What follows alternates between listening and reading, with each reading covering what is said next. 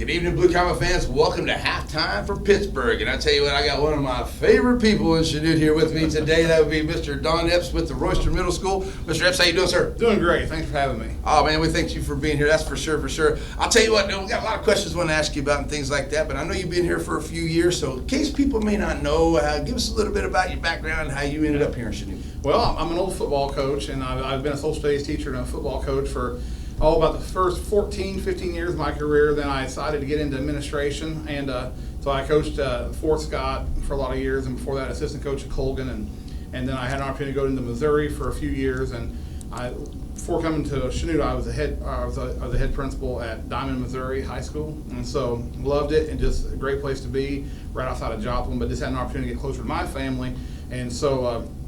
Because my wife is from Fort Scott and my family's from north of Fort Scott a little ways, so around Prescott, Kansas. So and this has been a great fit. It's been an awesome place to be, incredible community support, been fantastic staff, and the kids are doing wonderful. So this has been a really, really great place for me to be. Awesome. Well, I'll tell you what, we enjoy having you here. In case you don't know, if you need I'm on social media, Mr. S puts out some really cool motivational videos, not just for the kids, but for us adults as well. You need to really check it out. He does a lot of great things there. So a lot of us always hashtagged chasing greatness. Yeah. So I don't know, is that something you came up with, something you've become a part of? Tell us a little bit about chasing greatness. Well, I came across my third year as a high school principal. I kind of came across this, and I just kind of came up with it. But I always wanted kids and everyone to be being their best you. That's all we're asking. And you never attain greatness. All you can do is chase it. Because if you ever obtain it, then all you're going to do is go down. Right. I mean, so you have to just always keep chasing, doing your best you can to be the best you. And so, therefore, we've really coined it at Royster, and a lot of people's kind of taken it on. Basically, it's a relentless pursuit of being the best you. But that means, so if you're in the hallway and a kid's doing something really kind for someone else, hey, that's chasing greatness. Right. And we use it in part of our teaching and instruction. If a kid's not doing something so hot, hey, is that chasing greatness? I know, Mr. Epps, that wasn't chasing greatness. So like I said, it's been really cool. And like I said, we have all kinds of sayings. We go with it, and we being kind to others, that's chasing greatness. We just keep building upon itself, and so it's really not something we do for a year. So it's what we always do, and so it's kind of our thing now at Royster, and it's going to be that way till for as long as we can have it. Right. So and the kids respond to it well. I like to see those middle school kids. Sometimes it's hard to get a smile out of some of those kids, and the way that you guys meet these kids and they give them to show them that they, no matter where you're from, who you are, you're important, and you see the smiles and the self-esteem and the self-confidence come out of these kids.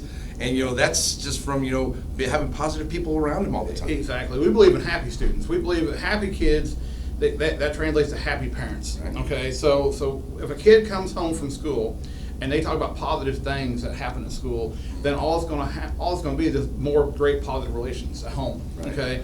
And so that impression that a parent has of school is going to be positive. And I believe in happy teachers. I want teachers to come with passion every day, with that fire in their heart to make a difference. And that's something our teachers can do every single day to make a difference in a kid's life. And so I'm a big believer in happy teachers equal happy kids equal happy parents, and that's what we want, and that's how you get the most success, achievement, everything across the board. That's how it's obtained. No.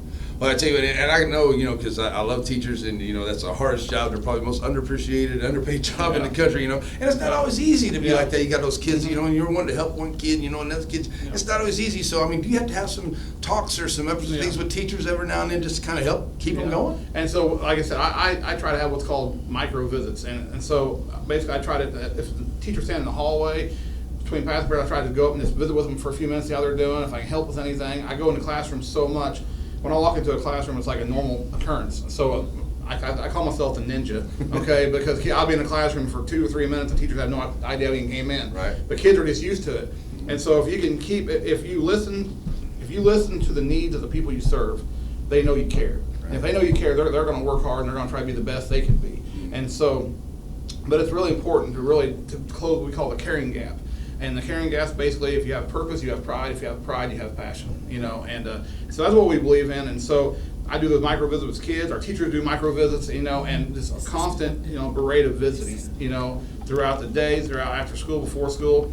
I really love before school because I can get out there with the kids at about 7 o'clock in the morning. Some get there about 6:45 and just visit, and we play some music. We make morning videos, and they like to be a part of them. So it's been really neat. And so, but like I said, our teachers we value them so much, and they're doing such a wonderful job for our kids, and so we're very blessed. Definitely. Well, you know, and that too, you know, whenever the teachers are good, you know, and they're going good and the kids are good, and then when you have those parent-teacher get-togethers, that makes it good for the Oh, yeah, parents and then the exactly. parents, you know, and that helps Yeah. ease a lot of things whenever Yeah. parents feel good that their kids are eased at school and everything's good too. Exactly. You betcha. Yeah, we got to keep the parents and everybody excited and everything about the school too. Now, I want to go back to this summer because, man, you did some videos. You went all kinds of places. I saw you Yeah. do some Rocky stuff. I saw you do Hulk Hogan stuff, man. It was just like greatest stuff ever. Yeah. So, you know, where were you doing this summer? You were going to all kinds of conferences and Yeah. teaching things. That's what was Yeah. going on. So yeah, we have a great school district who I was able to get a lot of training. So we went to Philadelphia for ISTE, Technology Education Conference, and very blessed to be able to go to that. Had a great big group of teachers that we took, and I said we were about 4 blocks away, about half a mile away from the Rocky Steps. And I'm not gonna lie, I live my life by the Rocky, and basically the focus, determination. I want those kids to have that same focus, determination for their goals, and so it was a lifelong goal. And like I said, it's awesome. Me and Mr. Custer, we were like bound and determined we're going to get this done. And we did. It's like a lifelong dream. A little emotional, but I did a motivation from the tops of the Rocky Steps to after I run up them, and it just want people to go that one more round. I mean, you're going to get hit, you're going to get knocked down, but you got to get up and you got to keep moving forward. And so then I went to San Antonio, did one from the Alamo, went to a conference with our as far as our PLC at work. We do it at our school, and that was amazing. And then the first day of school, we did a little Hulk Hogan. Now the problem with that is I thought Hulk Hogan was a household name. Uh-huh. I didn't realize that kids are a little bit out of touch with that generation. Really? I didn't Yeah, realize that I either. don't know what we're teaching right now. I don't know what parents are teaching their kids. I don't know what we're teaching at school. But anyway, More Undertaker now. yeah, exactly. So I came out, and the kids, I mean, they flipped out. And it was that Saturday before first day of school. It was that Saturday. I went home to our family farm, and my best friend came out, and we were fishing, and we were like, man, I got to do something the first day of school. And so he's like, why don't you do Hulk Hogan? And I'm like, oh my gosh. And so I went straight home, got on Amazon, paid too much to get stuff shipped too quick, and took out some of my son's college foundation, but he's in kindergarten, so we got time to make it up. And so anyway, and oh my gosh, it was amazing. And the staff was awesome, and the kids, but the parents and the staff got onto it right quick. The parents, the kids had seen me come out in this get up, and I didn't realize, not all of them realized, You were. and I'm not doing no John Cena, okay? So it has to be, so we'll do some education during some choice time this year, and we'll get some pro wrestling history going. Yeah, I might have to show some old WWE footage or something out It's there. on YouTube. It's on YouTube. So, Exactly. Oh man, but I tell you what, this is what I like about it too. Is just the interaction with the kids and all the good things that you guys do, and it just makes for just a pleasant situation, and it resonates through town and everything too. But the one little thing though is I had to ask Dr. Adams when he was here last week. We had that lockdown. It was a violent lockdown, and I know that everybody was kind of crazy. But how do you think that your staff and the kids and everybody handled that when we had that happen? it was amazing, and we got lucky. We got right into rocket time. We have from 8 to 8:30 we have advisory period. Well, that day was like from 8 to about 10:30, 10:45. I can't remember what time it was exactly.